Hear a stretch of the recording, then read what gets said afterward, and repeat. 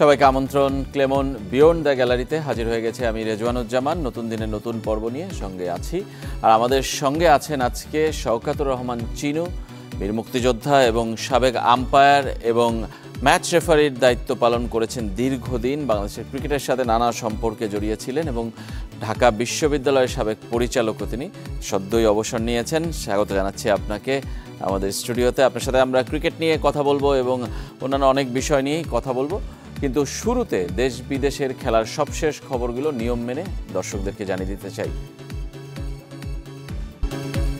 শুনছিলেন দেশ বিদেশের খেলার সবশেষ খবরগুলো এক নজরে আপনাদেরকে জানিয়ে দিলাম আর আজকে আমরা কথা বলবো বাংলাদেশের সাফল্য নিয়ে আপনারা জানেন যে ওয়েস্ট ইন্ডিজে বাংলাদেশ দ্বিতীয় ম্যাচ টানা জিতে নিয়ে টি-20 সিরিজ এক ম্যাচ আগেই নিজেদের করে নিয়েছে আমাদের সঙ্গে আছেন শওকতুর রহমান চিনু আমরা বলছিলাম ক্রিকেটের সাথে নানাভাবে পরিচিত এবং সম্পৃক্ত ছিলেন তিনি আম্পায়ার ম্যাচ রেফারি অনেক দায়িত্ব পালন করেছেন চিনু ভাই প্রথমেই স্বাগত আরও একবার আপনাকে এবং দর্শকদের উদ্দেশ্যে বলবো যে আসলে আপনাকে একটু বলবেন যে আসলে আজকের ম্যাচ এবং বাংলাদেশের বর্তমান ক্রিকেট এবং ওই সময়ের ক্রিকেটটার আপনারা যখন ম্যাচ রেফারি আম্পায়ারিং করতেন তার মধ্যে কত পার্থক্য? ধন্যবাদ আপনাকে। ক্রিকেটের পিছনের কথা বলার আগেই আমি বলতে চাই আমাদের শুরুটা অভিনন্দন আমাদের বাংলাদেশ যে টি-20 টিমটা সদ্য সিরিজটা জয় করলো ওয়েস্ট ইন্ডিজের মাটিতে অসাধারণ একটা পারফরমেন্স এবং এই পারফরমেন্সের ধারাবাহিকতাটাই কিন্তু আমরা প্রত্যাশা করি সব সময় সেটা ওরা টি-20-তে এসে দেখালো এটা প্রত্যেকের ভিতরেই কিন্তু একটা দেখলাম কনসিস্টেন্সিটা ভালো ছিল টিম ওয়ার্ক ভালো ছিল ম্যানেজমেন্টের যে প্রতিটা বিষয়ে মনে হয় একটা ভালো গাইডলাইন ছিল এবং আত্মবিশ্বাসটা খুব বেশি রকম আমার কাছে মনে হয়েছে। আচ্ছা, তো এখন তো ক্রিকেটের আমাদের দেশে একটা রমরমা অবস্থা বলতে গেলে আমরা এখন প্রচুর পয়সা এসে গেছে ক্রিকেটের ম্যানেজমেন্টের ভিতরেও অনেক ডেভেলপ করছে স্ট্যান্ডার্ডগুলো এখন আন্তর্জাতিক পর্যায়ের নিঃসন্দেহে আমাদের সময়টা তো ছিল একরকম বলা চলে আমরা ছিলাম কবিরাজ বলতে একাধারে ফিজিও একাধারে কোচ একাধারে ব্যাটিং একাধারে বোলিং আবার স্পোর্টস সাইকোলজি ওই বায়োমেকানিক্স সব কিছুই কিন্তু একজন কোচের উপরেই দায়িত্ব ছিল ওনার উপরে আর কথা বলার তেমন কিছু ছিল না কেউ এবং তখন তো আমরা অনেক কষ্ট করে এই ক্রিকেটটাকে নিয়ে আসার পিছনে আমাদের সময়কার যারা ছিলেন আমি শ্রদ্ধাভরে তাদের স্মরণ করি অসাধারণ একটা কন্ট্রিবিউশন ছিল এটা কল্পনা করা যায় না আমার কাছে তো মনে হয় সেই আমরা যখন ৭১-এ মুক্তিযুদ্ধ করেছি তারই একটা প্রতিফলন ছিল যে একসময় ক্রিকেট বাংলাদেশে থাকবে কি থাকবে না এমন একটা ব্যবস্থার মধ্যে দিয়ে যাচ্ছিল সেখান থেকে আমাদেরই অনেকের চাওয়া পাওয়া আন্দোলনের মধ্যে দিয়ে কিন্তু ক্রিকেটটা প্রতিষ্ঠিত হলো এবং এইটাকে আমরা একটা পর্যায়ে নিয়ে গেলাম তখন যারা সংগঠক ছিলেন এবং ক্রিকেট নিয়ে যারা চিন্তা করতেন তাদের ভিতরে যে মানসিকতাটা দেখেছি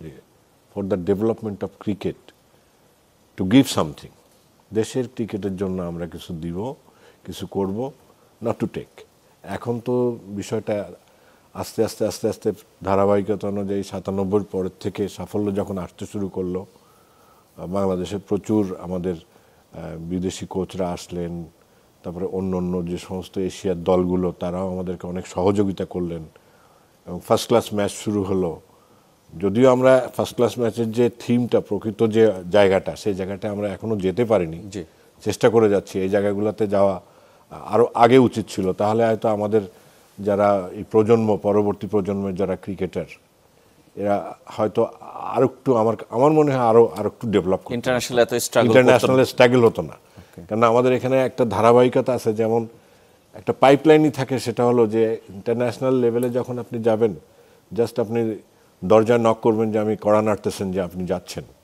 তার আগের কিন্তু আপনার মূল প্ল্যাটফর্মই হলো এই ফার্স্ট ক্লাস এইগুলা কিন্তু আমাদের দেশের ক্রিকেটের বিভিন্নভাবে ম্যানেজমেন্ট থেকে কিন্তু সেভাবে এই দিকে ফোকাস দেয় না ক্রিকেটাররা আচ্ছা তারা চিন্তা করে কি যে ঠিক আছে আমি তো টিমে আসি থাকবো এবং সেভাবেই কিন্তু অন্য দেশে আমি যেটা দেখছি সেটা এশিয়ান আমাদের অনেক জায়গায় যে এখানে আমার পারফরমেন্সের কি হচ্ছে না হচ্ছে আমি মূল ফোকাসটাই হলো আমার ফার্স্ট ক্লাস ক্রিকেট এবং সেটার এনভায়রনমেন্টটা রিহ্যাব করার কিন্তু একটা জায়গা ওখানে, ওখান থেকে তাকে পারফর্ম করতে হবে, পারফর্ম করে নিজেকে প্রতিষ্ঠিত করে তারপরে সে তার দেশকে কিছু দিবে।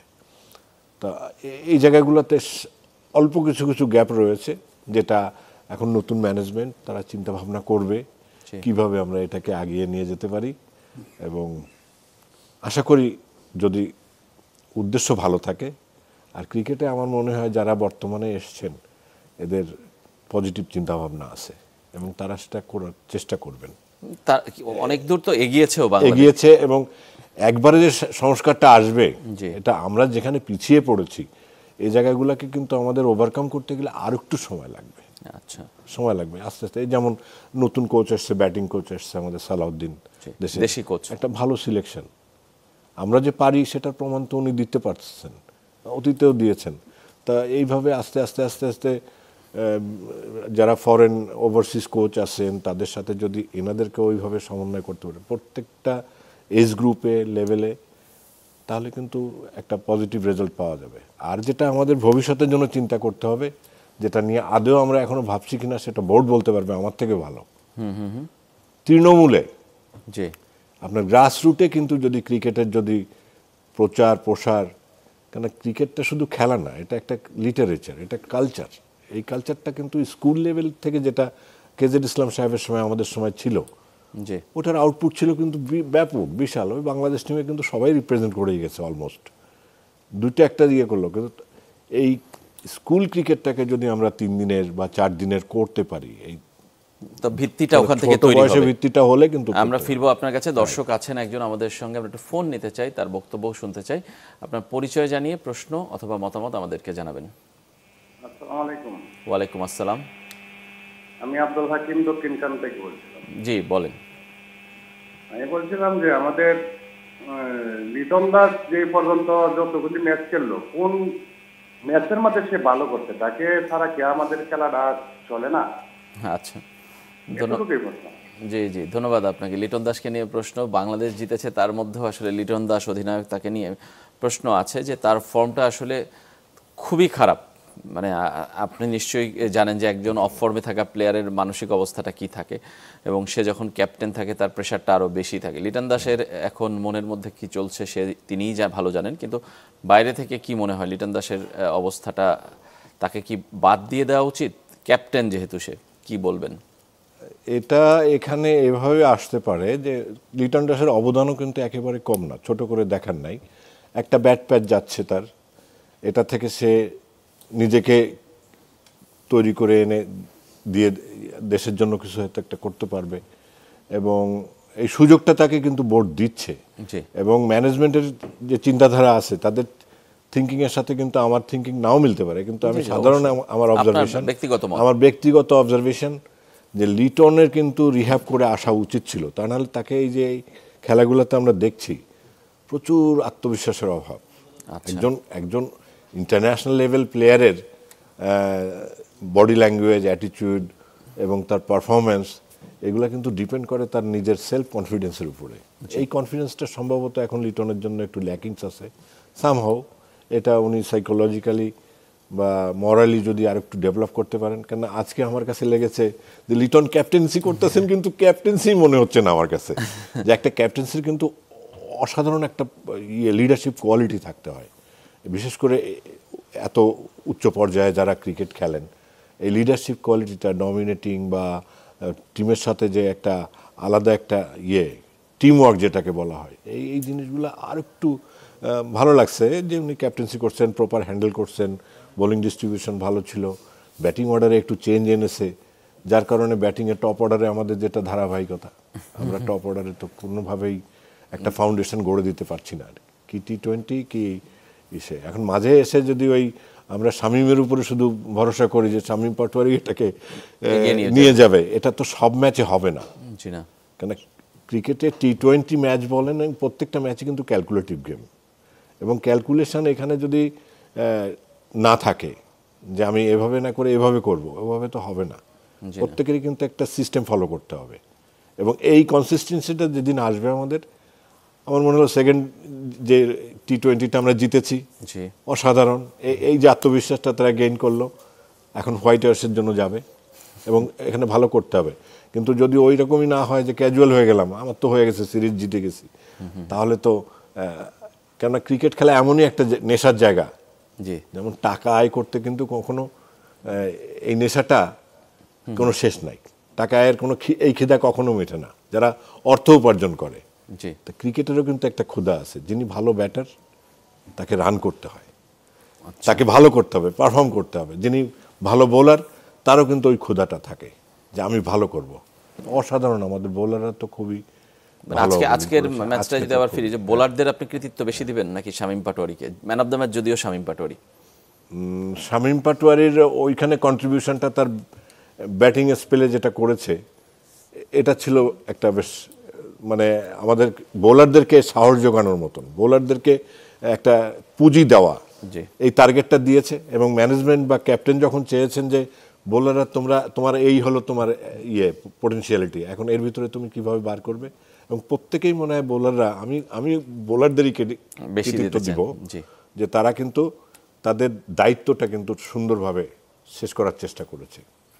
এখন টি-20 খেলায় তো 6 হবে 4 হবে, জি বাট আমি যে একটা কনসিস্টেন্সি বোলিং করা বা আমাকে মেনটেন করা, এটা কিন্তু দেখলাম যে যার পরে যিনি বদল আসতেছেন, ইভেন তাসকিনের পরে হাসান মাহমুদ কিংবা এবং এখানে দেখা শেখ যাচ্ছে মেহেদী, স্পিনারদের সাথে নিশাদ, এদের সাথে কিন্তু এই যে কম্বিনেশনগুলো অনেক সময় ভ্যারিয়েশনটা আনছে, অসাধারণ।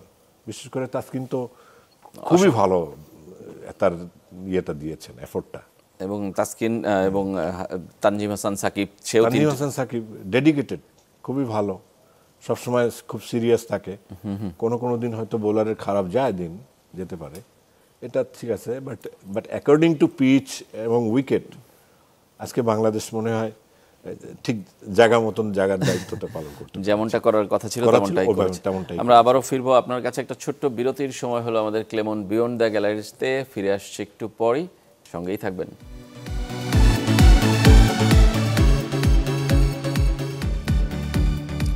বিরতির পর আবারও ফিরে এলাম ক্লেমন বিয়ন্ড দ্য গ্যালারিতে। আমরা কথা বলছিলাম বাংলাদেশের টি-20 সিরিজ জয় নিয়ে। আজকে এক ম্যাচ হাতে রেখেই বাংলাদেশ ওয়েস্ট ইন্ডিজকে হারিয়ে দিয়েছে এবং 2 ম্যাচ টানা জিতে সিরিজ নিজেদের করে নিয়েছে।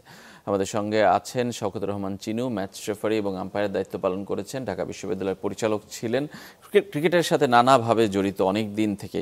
আমরা যে আলোচনা করছিলাম, আপনি আমাদের একটু আগে বলছিলেন যে তৃণমূলের ক্রিকেটটায় জোর দেওয়া উচিত। আপনি মনে করেন যে সেইখানে 3 দিনের বা 4 দিনের 2 দিনের এই ম্যাচগুলো বাড়ানো উচিত।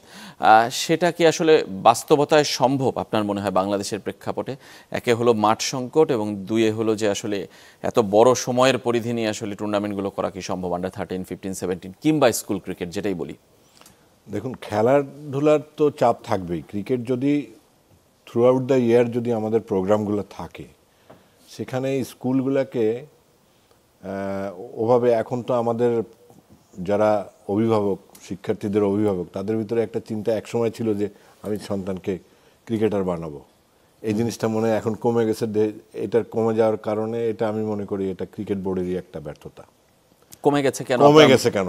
তার কারণ এই যে এতগুলা স্কুল, হয়তো 4000 5000, তাদের মধ্যে যে ওখান থেকে যে গ্রুপ করে খেলে যে উচ্চ পর্যায়ে আসবে, এই জিনিসগুলোর থেকে আস্তে আস্তে ক্রিকেট বোর্ডের গেম ডেভেলপমেন্ট হয়তো তাদের কাজের চাপে বড় জায়গায়। কিন্তু আপনার তৃণমূলের শেকড়ে যদি আপনার পাইপলাইনটা সেট না করতে পারেন, তো আপনি তো আপনার তো বৃক্ষ তো অক্সিজেন পাবে না।